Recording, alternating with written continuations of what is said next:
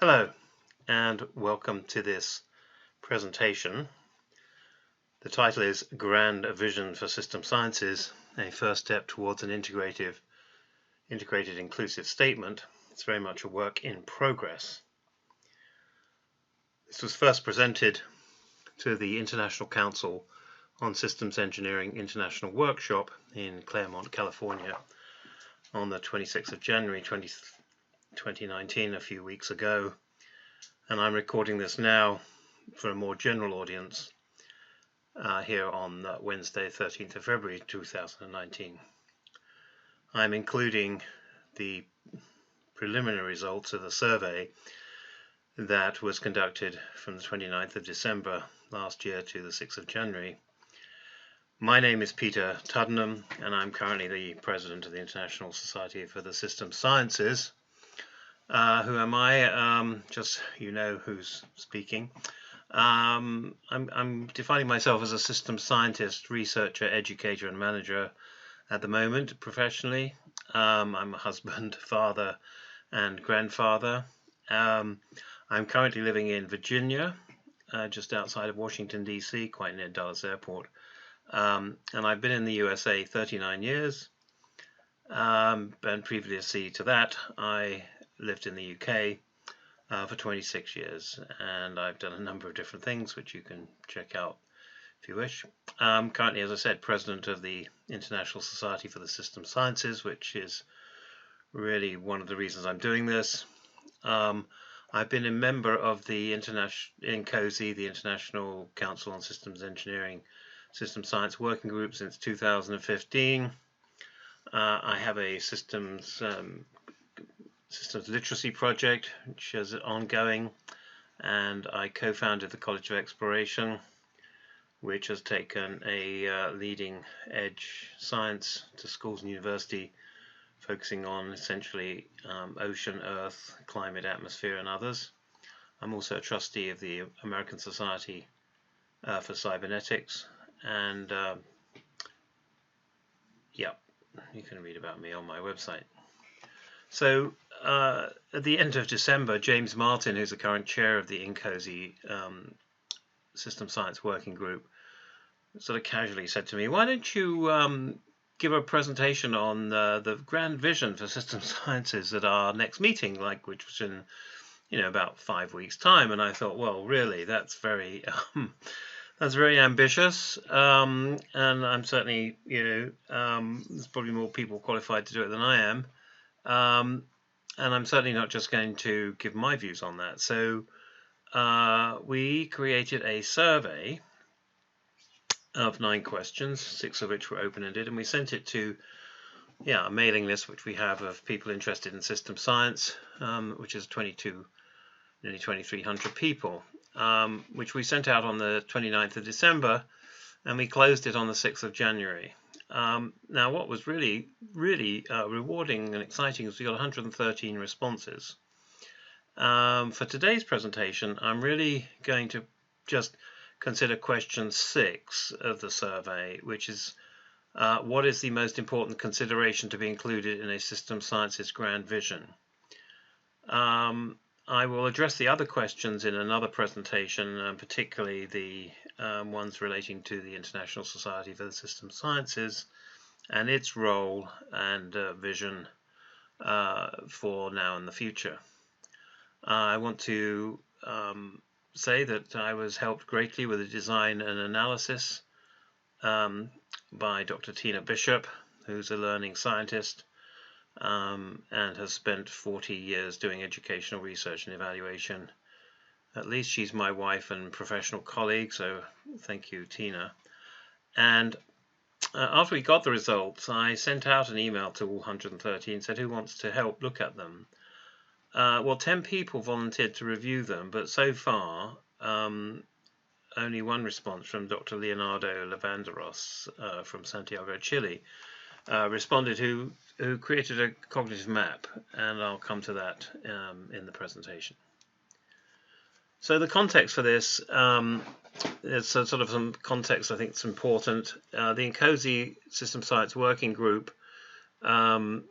is part of INCOSI, which has a 2025 vision, and obviously we're working. ISSS, the International Society for System Sciences, has a memorandum of understanding to work with INCOSI in support of the systems engineering community to research and work on foundations for systems engineering from a system science perspective.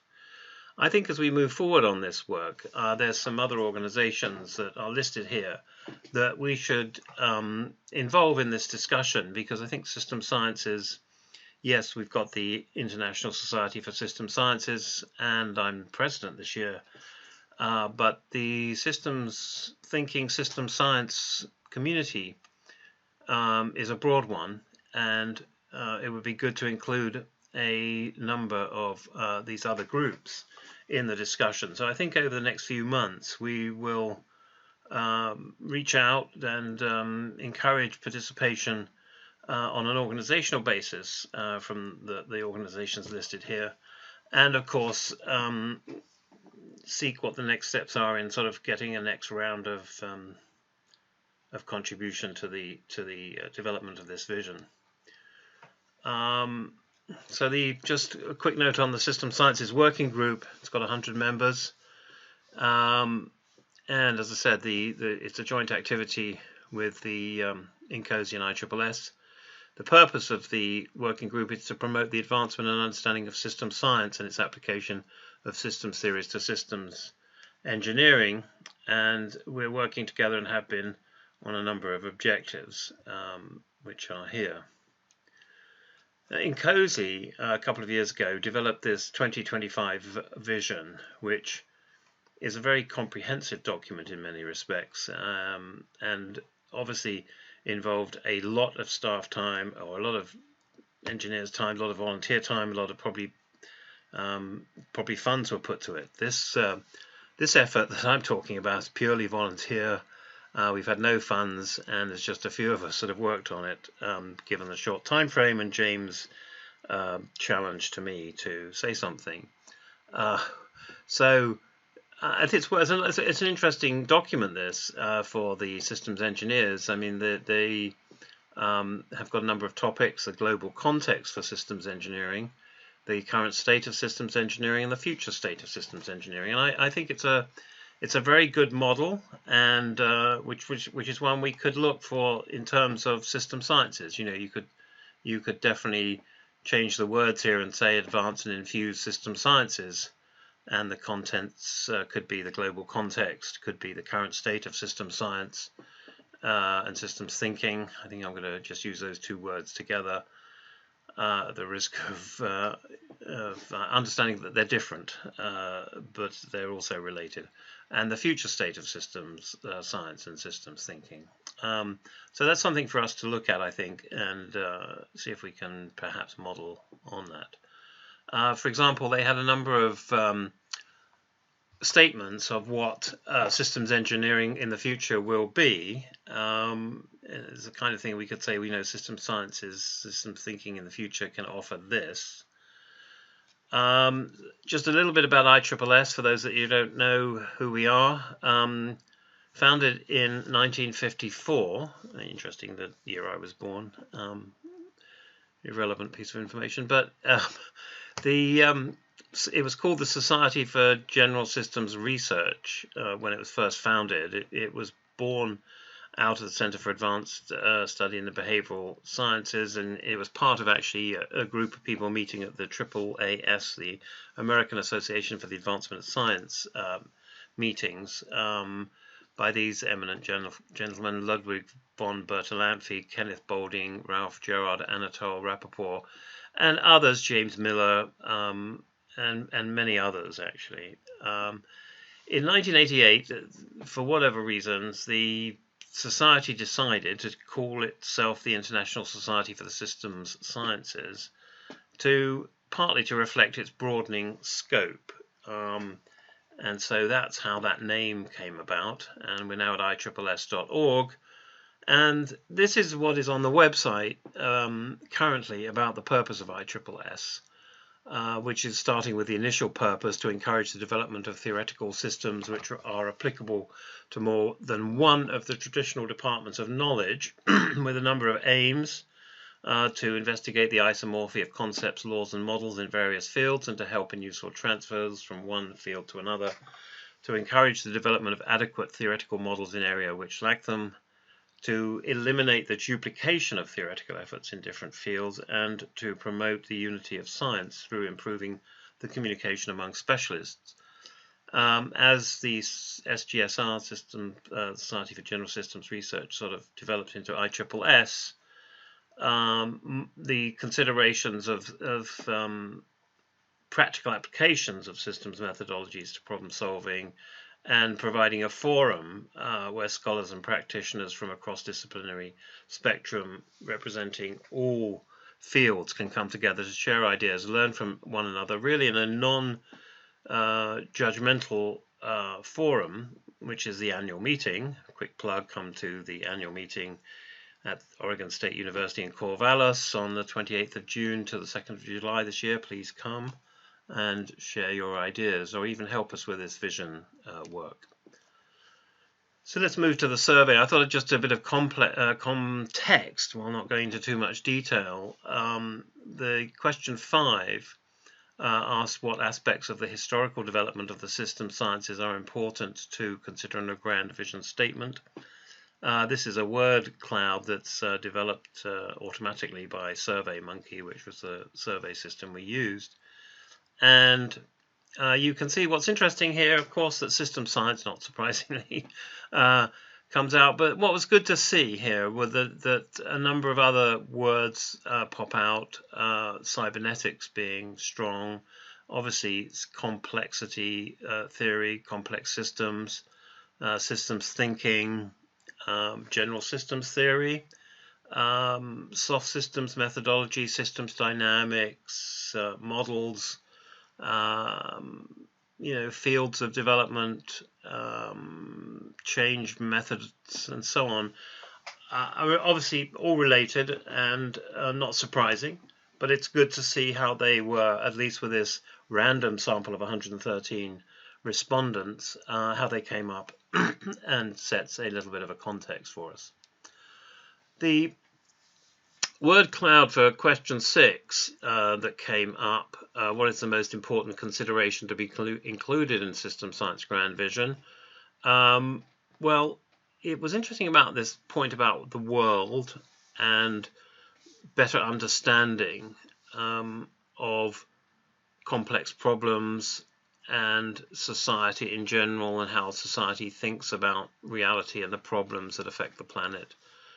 I think it's really an expression of the desire to see system sciences have an impact in the world today and tomorrow. And so it's, I think, good to bring the whole field of systems into a more clear representation. Well, that's what a vision is, isn't it? It's a clear view of the future. So that's that. And question 7 was about societal problems, and you can see that climate change, seems to be really large there. Societal problems, impact of system sciences was a big thing. Certain crises and how system sciences can help with crises, health, education, the economic and political complexities and so on, education, obviously. So big problems, and I think there's a feeling that system sciences could and should make more of a contribution. There were some really practical suggestions from the survey, and I think probably this first one is really important, is to create an inviting story. We live by stories. Before writing and before internet and before radio, TV and all the rest of it, and before internet like this, it was all about oral stories in families, and that's how we are as human beings, people on the earth. We like a story, we want to hear a story. I'm telling somewhat of a story now. So What's the inviting story for system sciences, systems thinking? The specificity of audiences is crucial, of course. I'm trying to give this presentation now for a general audience. Anybody could be watching it. There was a sense that participation in the whole system sciences arena should be more diverse, and I'm really this is a strong priority for me. Ways of knowing and voices that aren't heard normally. We have to, if we're true system scientists, we truly have to work hard on the ways in which those voices have more of a hearing and have opportunities to speak. Uncluttering the language was a big one.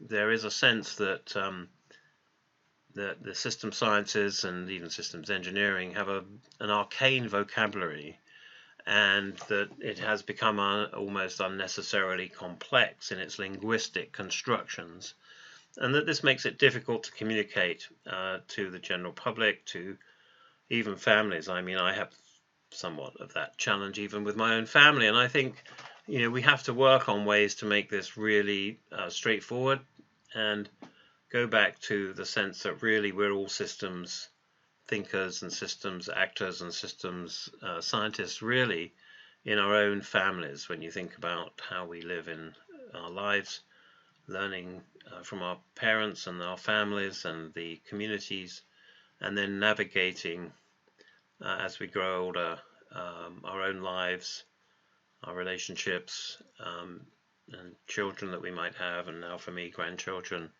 We have a multi-layered system that we're living in. We have those abilities in that language. Maybe we can bring that more to the fore. Practice, yeah. Let's see how we balance theory and practice, bring it into work for us. There you go. Teach systems thinking to regular people. Mainstream it. Reach out to a wider population. One comment I thought was important is that maybe we should focus on the G20 meetings and present, comments, observations, positions from a system science perspective. This is an interesting one, how to offer a sense of power of the field. I think there's a certain frustration with many that the power of system sciences to help us understand complex situations is not well expressed, which might have to do with the next one: clear application to real life problems, making direct connections. As I said before, that perhaps the system sciences have become too academic, if that's possible. Certainly scholarship is vital, but if it's scholarship for scholarship's sake and it's not helping us deal with our lives today and tomorrow, then why are we doing it? And perhaps we should actually list the competencies of a systemist. I know there's a number of efforts on that sort of whole field. It's a whole other body of work. Some approaches from the survey, some key words that were highlighted. What came up strongly was trust. Obviously, trust comes through personal knowledge and communication and conversations. Issues of equality and integration, how to bring that to bear. I think it's important to mention spirituality. This came out on many occasions. The relationship to our own spirituality, to our own consciousness, the raising of consciousness, is an important topic that sometimes, or probably most often, gets left out of approaches. So let's give that some thought. Let's be pragmatic, not too idealistic. This point about hubris and knowing is a caution, isn't it? Something to think about. So I think I'll leave that there. It's something to reflect on. The challenges now with this complex world that we're in of how to ensure we're democratic and representative are very important.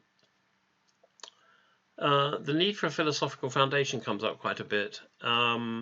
Important, but should not be overly, I think, personally, we shouldn't be hung up by not moving forward because we don't have some clear articulation and agreement. Rigorous methods. I mean, there are many methods across the board. I think there is definitely a case to be made for more rigorous methods. Exemplar applications, perhaps some good case studies that everybody can relate to. Evidence, I mean, obviously from a scientific point of view, one wants to be able to provide evidence and then make, I suppose, predictions or at least assertions that are scientifically or based in science. Reflexivity and self-reflection is an important topic, as is, and it's sort of related to metasystems, understanding metasystems, developing metasystems. I did work 25-30 years ago on this topic, particularly as it relates to developing metacognition and developing metasystems for organizations. A crucial part of organizational life, personal life as well. That we need an approach that's adaptable and staying relevant. I think there's some sentiment that perhaps we might have been stuck a little bit in the past. Definitely looking to the future and all of the rapid changes that are being made. Not quite sure what we meant by anthropocentric approach, to be honest.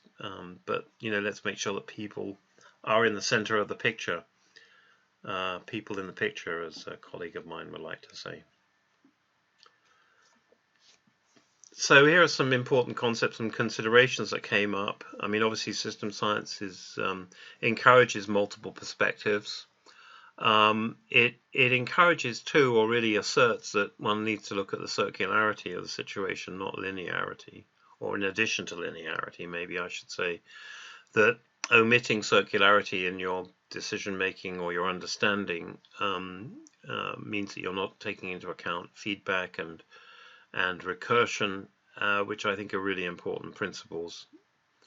Transdisciplinary approaches. I mean, it's all about transdisciplinarity. That was the idea of the founders, was to be able to find isomorphies or patterns in one discipline, one area, and be able to use those to explore another area more rapidly and more confidently. And I think we've got some ways to go to make that really real for people. I'm particularly keen to see that. I mean, I'm really encouraged by our thinking about isomorphies and how they apply across disciplines. Synthesis and integration. Obviously, I mean, the systems approach is about synthesis. It's about synthesis and analysis, both. I think it's not an either or. Personally, we need to have both. Thinking about the universe as a coherent whole, obviously related to holism in emergence and complexity.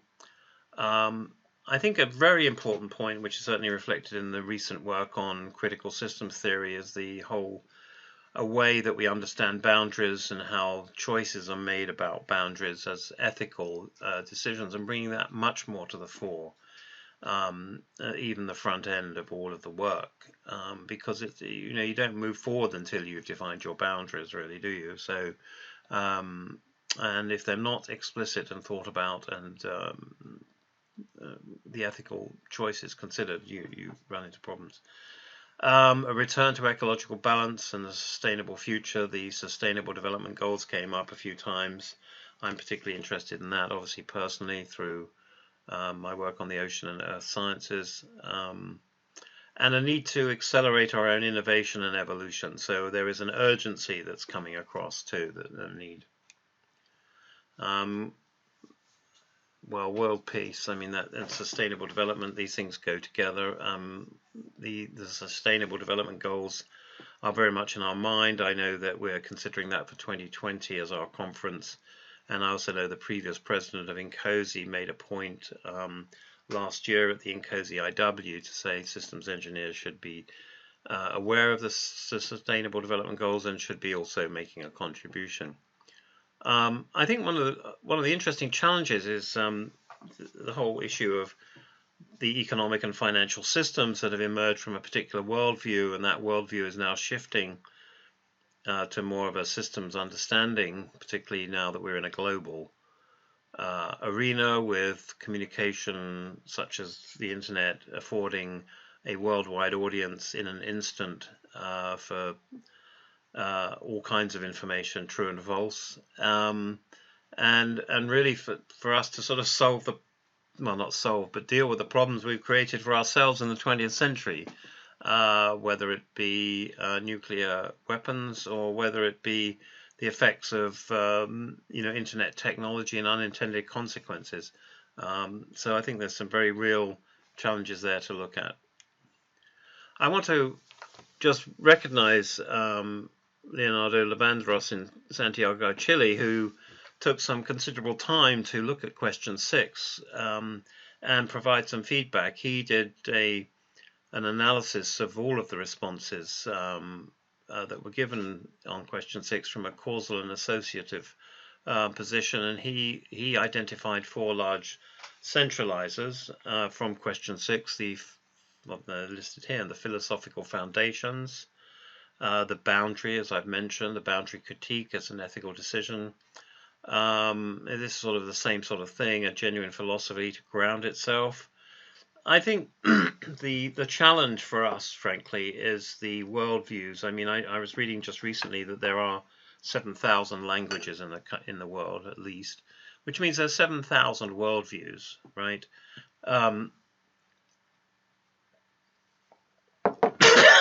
I mean, that's a lot, isn't it? And I mean, I'm not sure there's one philosophy, to be quite honest. I think that to get too hung up on it could stop us from moving forward. That's my view, anyway. But obviously, a felt need. And then the methodologies and the evolution to the future and for the future. Now, he took this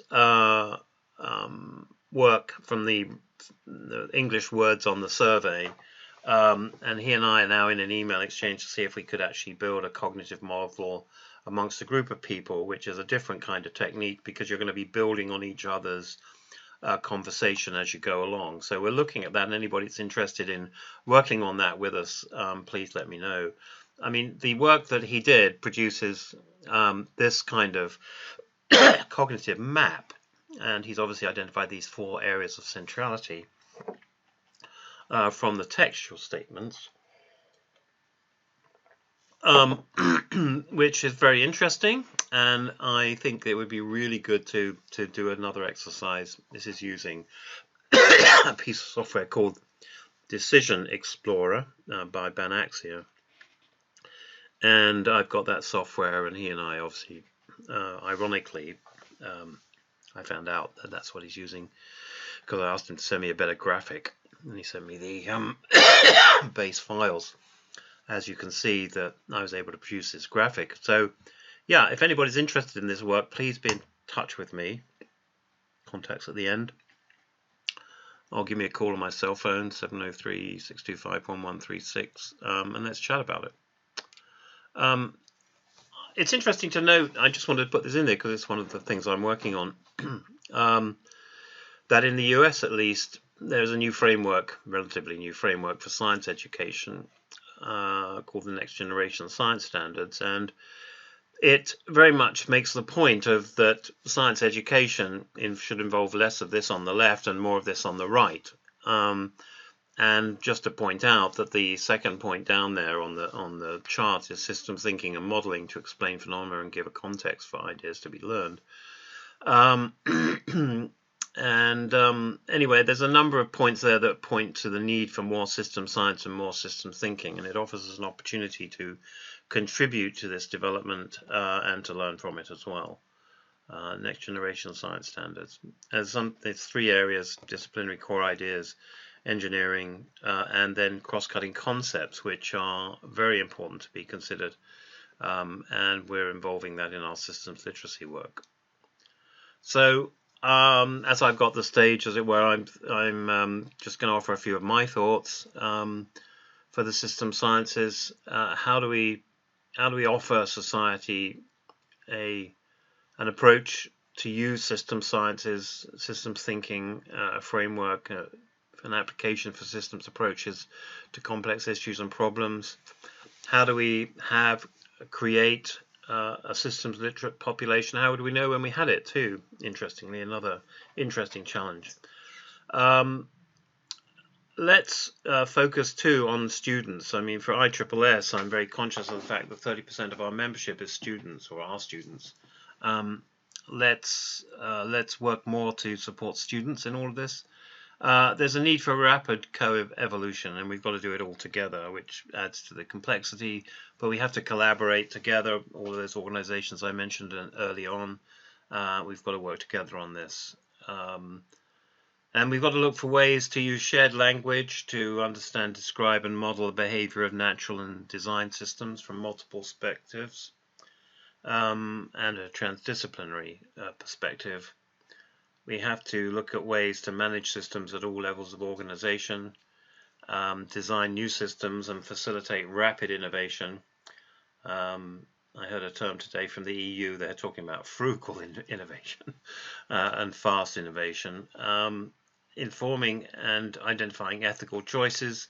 And I think, as I said, this challenge now with a global community, with rapid communication channels, with very few filters, the regulatory structures, the governance structures, evolved for a different age, and I think they're coming under a lot of strain because of the rapid advances in technology and communication, communication around the world, and we have to bring more of our knowledge about system sciences to bear on all of that. So some next step suggestions. I've got a list of the people that turned up for the System Science Working Group. I've got the list of 113 people that responded. If when you're watching this you're interested in following up with this, please send me an email, peterdtuddenham@gmail.com. I think we should be seeking more contributions from the other groups, as I mentioned. We've done our best to synthesize these results from this survey quickly. Obviously had a few weeks there before I was giving this presentation in California 3 weeks ago, and life is busy. I haven't had much time to get back to it, frankly, but I encourage anyone to help us with this. I think it would be good, and I intend to follow up with Leonardo to see if we can do a group cognitive map exercise. We will do more on this in Corvallis, June 28th to July 2nd. More information on that at isss.org. And then in COSI have their international symposium in Orlando in Florida, and we'll be doing more work on it there as well. So that's, I think, the presentation. Here's my contact information. Please be in contact. And again, thank you to all of those who contributed to the survey, all 113 of you, with such thought and thoroughness. Really appreciate it. So there you go. Hope that's helpful, and look forward to hearing from you. And let's jointly produce this grand vision for system sciences.